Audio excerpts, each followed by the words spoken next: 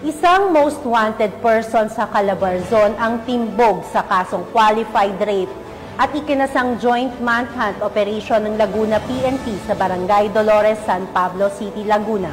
Ang balita mula kay Patrolwoman Mary May Sartorio. Arestado ang most wanted person sa Calabarzon sa isinagawang joint manhunt operation ng San Pablo PNP, RMFB 4A at 4th Maneuver Platoon, 2nd LPMFC. Kinilala ni Police Colonel Gavin Melway Unos, Acting Provincial Director ng Laguna Police Provincial Office, ang akusado na si alias Mark, residente ng San Pablo City, Laguna.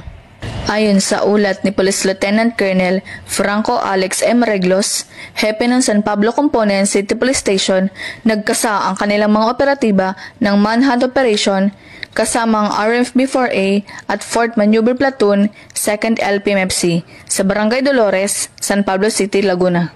Kasalukuyang nasa kustodiya ng San Pablo CCPS ang arestadong akusado at agad nawang inimpormahan ng korte na pinagmulan ng warrant of arrest. Pinabati ko ang buong kapulisan ng Laguna for a job well done.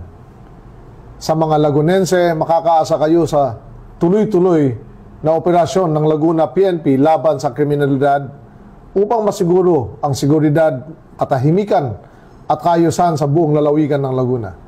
Dahil ang gusto ng Police Laguna, ligtas ka.